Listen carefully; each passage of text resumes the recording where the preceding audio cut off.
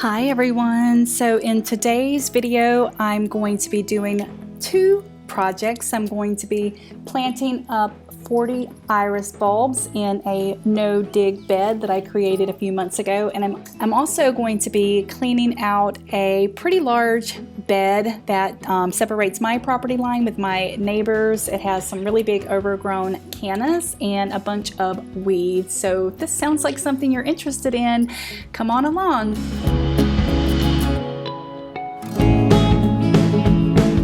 The tool that I'm going to be using for this project today is the ProPlugger, which I have not used before for planting bulbs, but I'm excited to try it today. It comes with two rings that you can use, one for planting at a 2-inch depth and one for planting at a 5-inch depth. I am going to be using the 5-inch depth planting ring today, and the recommended planting depth for the irises is 4 inches, so I think that this is going to work out just great. I'll just make sure to add in a little soil into the hole before I place the bulbs in there, and it should turn out just about perfect.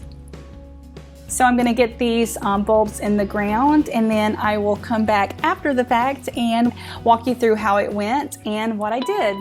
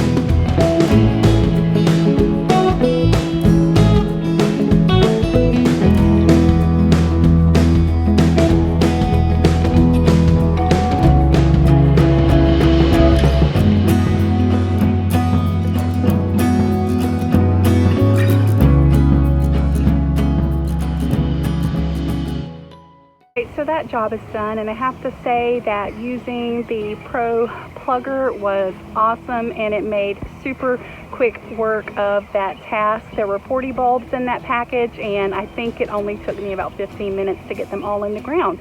So yeah, this video is not sponsored by ProPlugger, but I highly recommend it. I'm going to flip the camera around and just give you a quick look at what the bed looks like.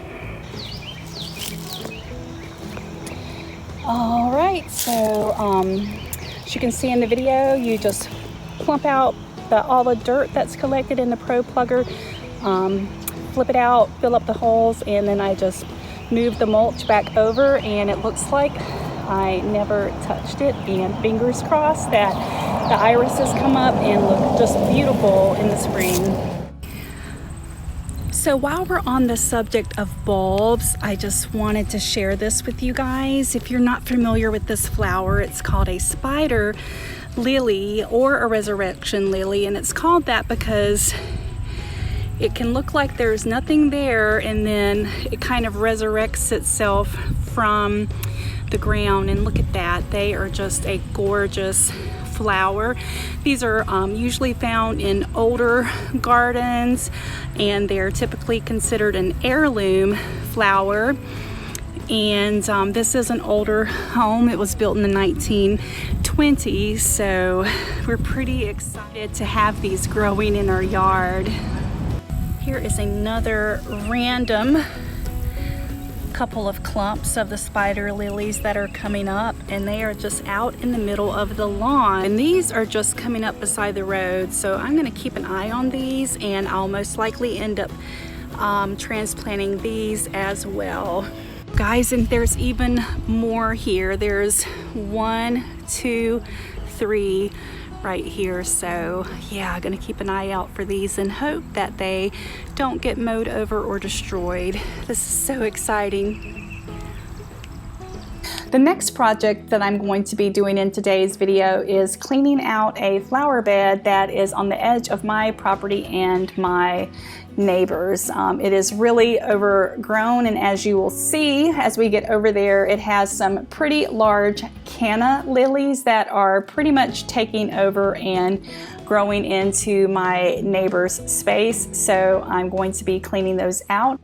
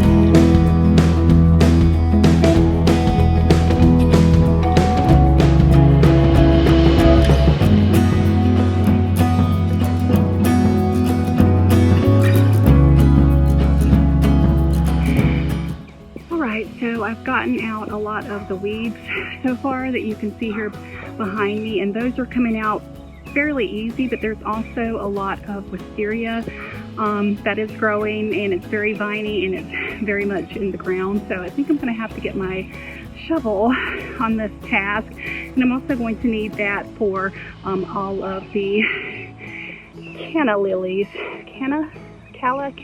Those are cannas.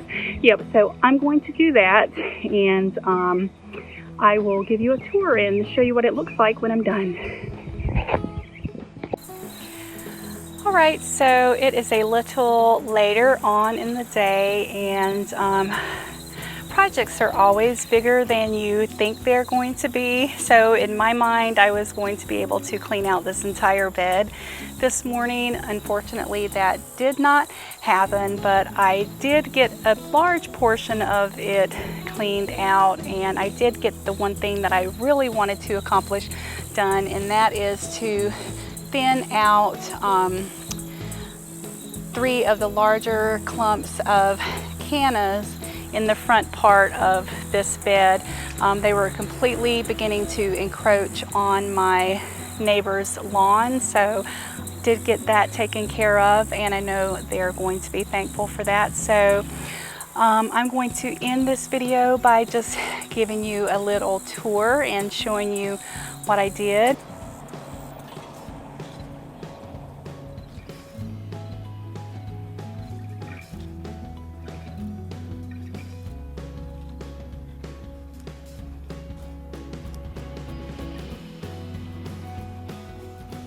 And this is the area I was telling you about where it was encroaching on my neighbor's lawn. So you can see this whole area here that I was able to clean out. Man, cannas are a beast. They are a ton of work to get out.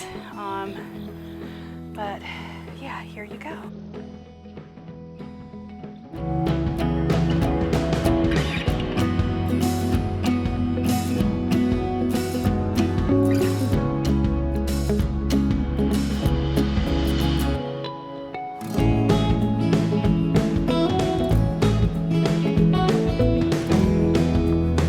I hope you enjoyed this video today with these 2 projects. If you are like me, you are thankful that the weather is finally cooling down a little bit, so you're able to get out now and do projects without feeling like you're going to literally die. So also the fall is the best time for planting new bulbs, for planting shrubs, trees, and even a fall vegetable garden, which I can't wait to do here in the future.